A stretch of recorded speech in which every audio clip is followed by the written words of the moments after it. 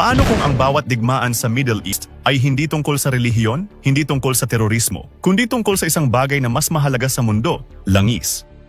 At sa likod ng bawat missile na pinapasabog, may isang lihim na gustong itago ng mga pinakamakapangyarihang tao sa mundo.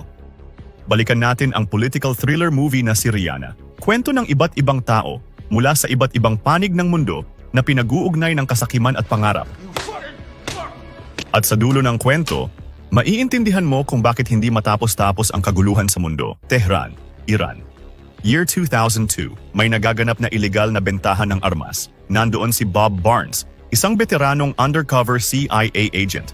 Kausap niya ang mga Iranian dealer tungkol sa pagbili ng 2 high-tech missile. Pinalitan ni Bob ang mga baterya. Tahimik na nanonood ang mga dealer, halatang kinakabahan. Maya-maya, umilaw ang missile. Gumagana pa, at ibig sabihin, mabebenta pa. Biglang hinila ng dealer ang isa sa mga missile papunta sa likod ng kurtina. Nagulat si Bob. Sabi mo para sa inyo lang yan pareho, giit ni Bob. Pilit tinatago ang kaba. Hindi ito kasama sa usapan. Ano bang pakialam mo? Sagot ng dealer, sabay hagis ng bayad kay Bob. Lumapit si Bob sa kurtina. Pero pagmulat niya, huwag kang gagalaw! Isang lalaking may baril ang nakatutok sa kanya. Wala siyang nagawa kundi panoorin habang umaatras ang lalaki. Dala ang isang napakadelikadong missile. Pagkalabas ni Bob sa gusali, nadaanan niya ang 2 dealer. Sumakay na sila sa kotse, dala ang pangalawang missile, at nang makalayo sila, pinindot ni Bob ang remote. Tagumpay ang misyon. Pero may isang missile na hindi nabawi at hindi alam ni Bob, ang missile na yon ang magiging dahilan ng pagkawasak ng lahat. Habang may mga taong lumalaban gamit ang baril, sa kabilang panig ng mundo, may ibang digmaan na nagaganap. Hindi bala ang ginagamit dito, kundi kontrata at pera.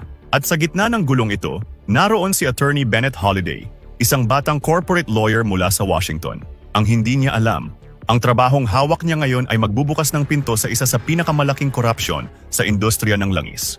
Sa loob ng maraming dekada, isa sa pinakamalalakas na oil companies sa Amerika ang Connex Oil. Kontrolado nila ang malalaking oil fields sa Persian Gulf. Pero biglang nagbago ang lahat nang mawala sa kanila ang isang napakahalagang kontrata. Hindi ito napunta sa kanila, napunta ito sa mga Chinese. At para sa Amerika, hindi lang ito talo sa negosyo. Ito ay pagkawala ng kontrol sa langis.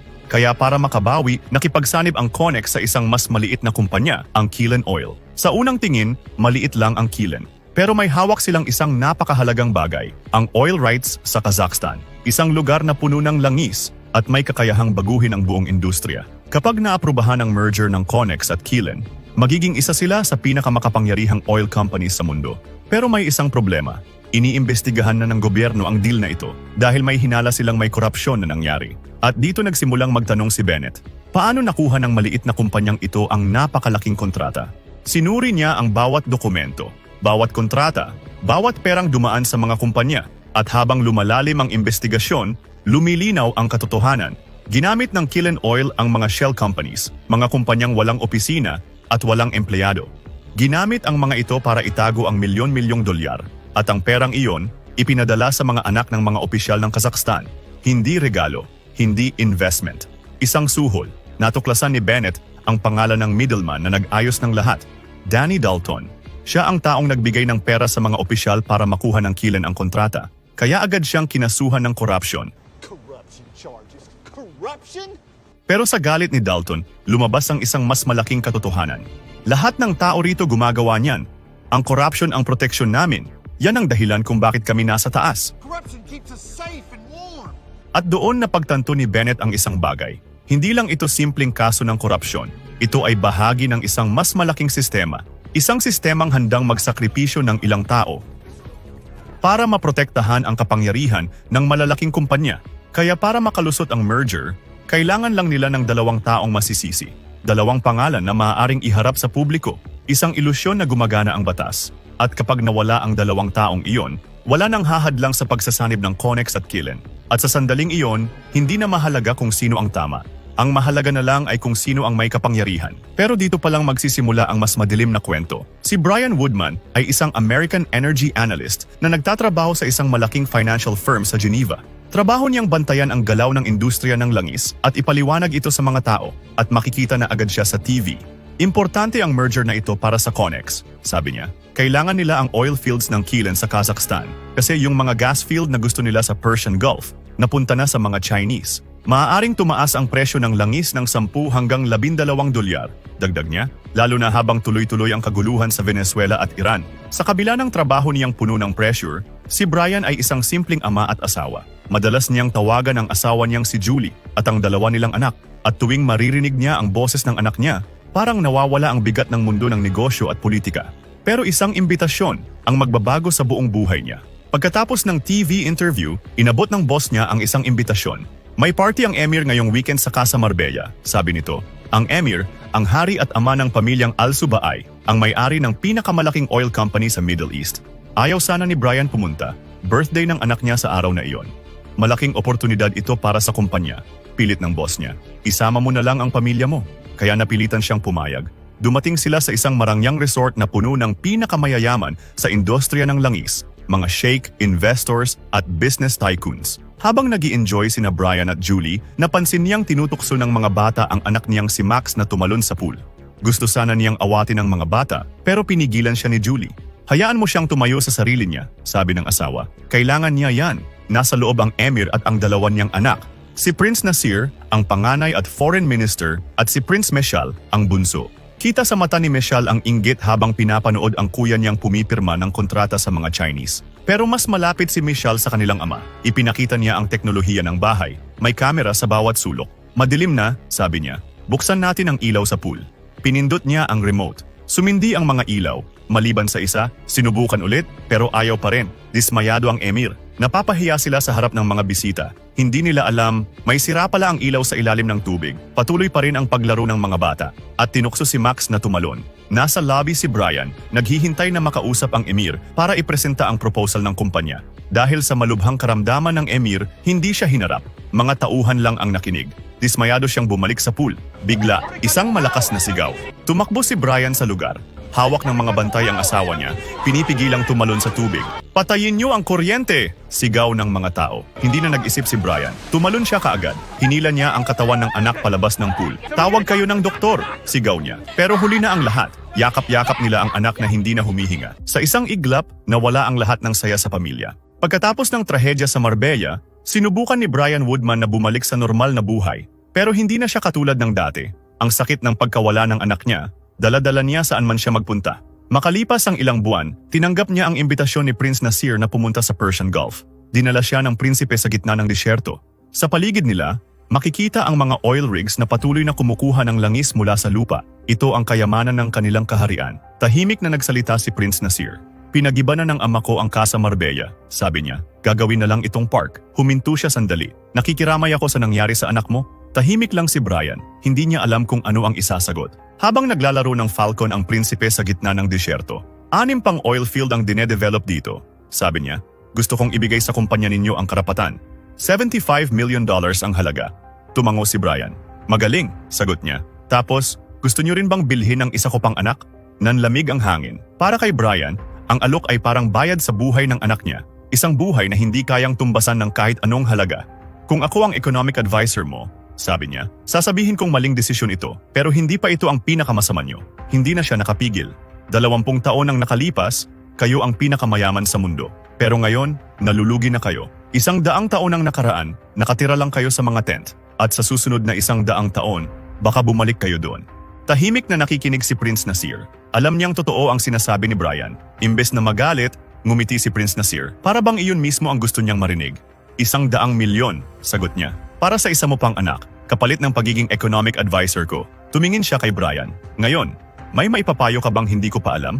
Nagsimula si Brian gumuhit sa buhangin. Ito ang Eurasian Triangle, paliwanag niya. Sa isang dulo ang kaharian mo. Sa isang dulo ang Iran. At sa Africa dumadaan ang langis ninyo. Gumuhit siya ng isang linya. Pero may extra pipeline ang Iran. Kapag nakuha mo ito, diretsong papasok ang langis sa Europe. Doble ang kikitain mo. Napahanga si Nasir. Unti-unti niyang nakita ang posibilidad. Isang bagong ekonomiya. Isang bagong kinabukasan para sa kanyang bansa. Habang naghahanap ng paraan si Prince Nasir para iligtas ang kaharian, ang kapatid niyang si Prince Meshal ay nagdiriwang ng kaarawan kasama ang mga Amerikano. May magagawa ba kami para sa iyo, Prince Meshal? Tanong ni Dean Whiting, ang CEO ng Connex Oil, ang kumpanyang pinagtatrabahuhan ni Attorney Bennett. Mahilig talaga kayong makialam sa bansa ng iba, sagot ni Meshal. Narinig ko na ang tungkol sa iyo, Mr. Whiting. Kaalyado ka ng mga prinsipe ng Saudi, ngumiti si Whiting. Kilala ko ang kapatid mo. Napakatalino niya. Kilala ko rin ang ama mo. Huminto siya sandali. Base sa nakikita ko, kailangan mo rin ng kaalyado. Nag-isip si Michelle. Pangalawang anak, laging nasa gilid. Takot sa kuya, patuloy ni Whiting. Muling tumigil ang matanda. Pero gusto mong maging hari, hindi ba? Kaya mo bang maging emir? Gumagawa na ng hakbang ang mga Amerikano. Alam nilang hindi nila kayang kontrolin si Prince Nasir kapag siya ang naging susunod na emir. Samantala, sa Geneva, Switzerland, magkasama pa rin sina Prince Nasir at Brian. Nag-aalala ang prinsipe? Hindi na ako kinakausap ng ama ko, sabi niya. Ang mga pinsan ko, lahat sila mga puppet lang. Ang kapatid ko naman, naniniwala lang sa sarili niya. Hulaan mo, Brian, ano ang balak ng kapatid ko at ng mga Amerikano? Nag-isip si Brian. Iniisip nila na paubos na ang langis, sagot niya. Isa itong digmaan. Pinapanood nila kayong magwaldas sa mga laruan at mamahaling hotel, pero hindi nila kayo hinahayaan mag-invest sa infrastruktura o sa tunay na ekonomiya. Tahimik si Prince Nasir. Darating ang araw, dagdag ni Brian, nagigising kayo at wala na ang lahat. Nasayang ninyo ang pinakamahalagang yaman sa kasaysayan. Sumama ka sa akin, sabi ng prinsipe. Dinala niya si Brian sa kanyang pribadong opisina.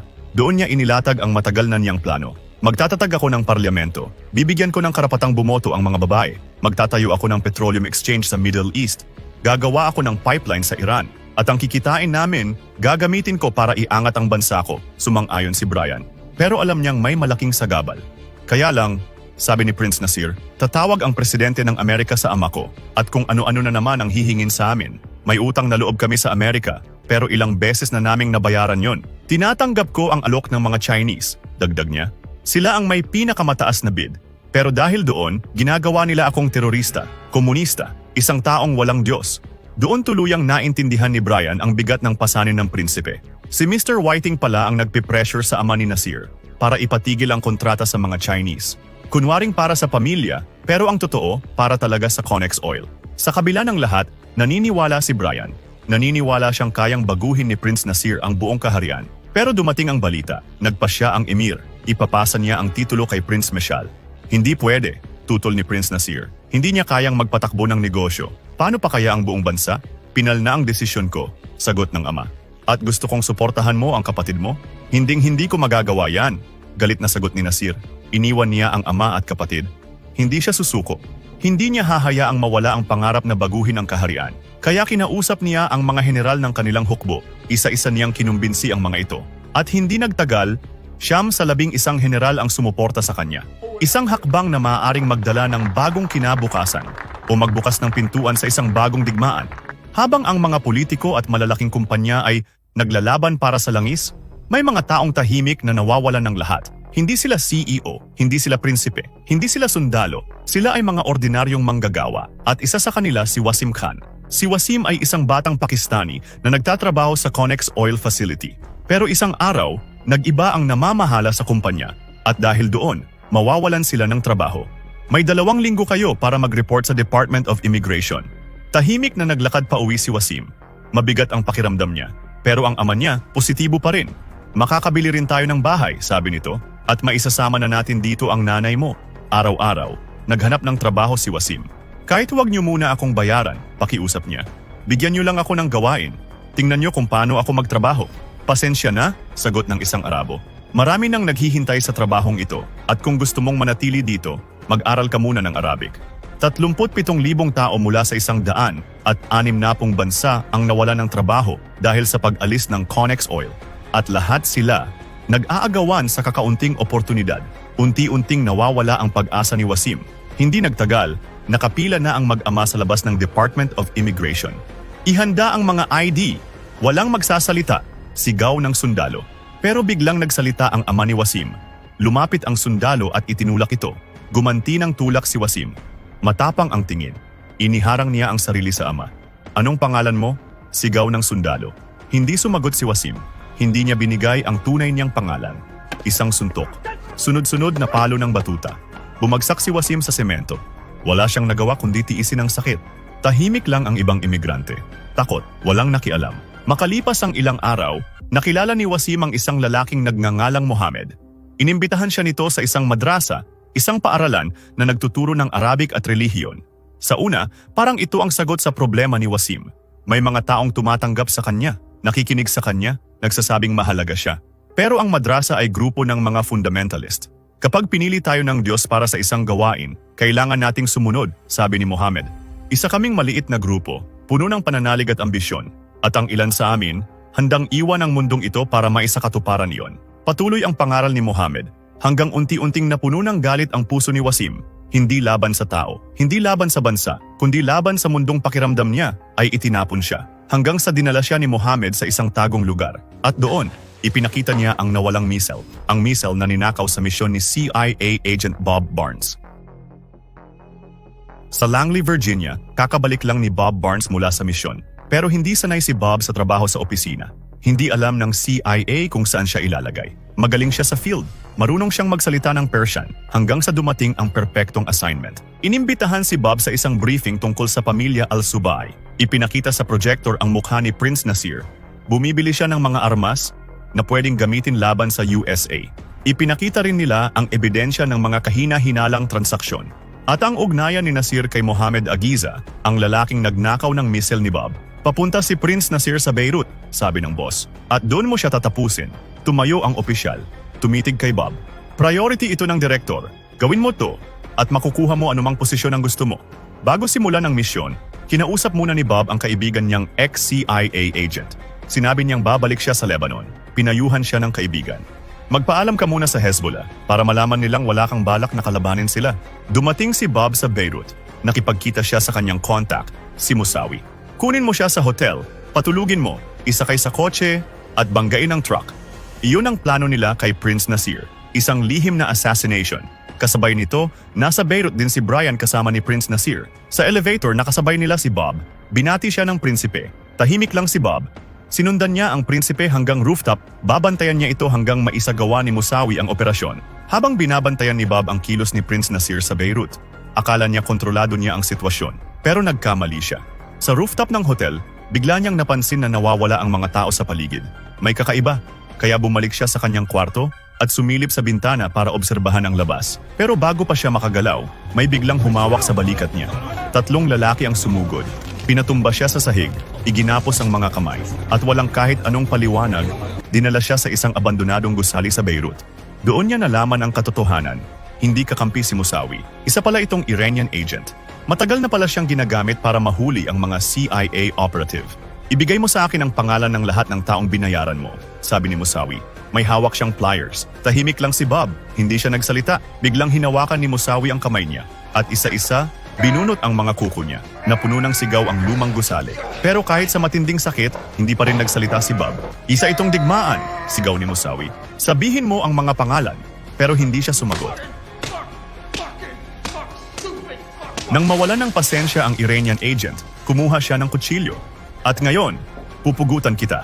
Pero bago pa niya maisagawa ang banta, may pumasok na isang matandang lalaki, isang Hezbollah leader. Tumigil si Musawi. Tahimik ang matanda habang nakatingin sa dalawa. Pagkatapos ay nagsalita siya. Teritoryo ko ang Beirut at bisita ko kayong dalawa.